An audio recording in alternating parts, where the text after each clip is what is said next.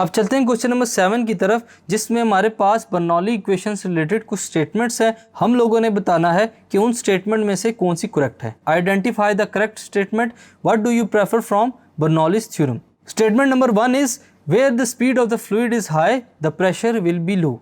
Speed अगर high होगी तो प्रेशर लो होगा। Where the speed of the fluid is high the pressure is also high. Speed अगर high हो तो प्रेशर भी हाई हो सकता है। This theorem is valid only for turbulent flow of the liquid.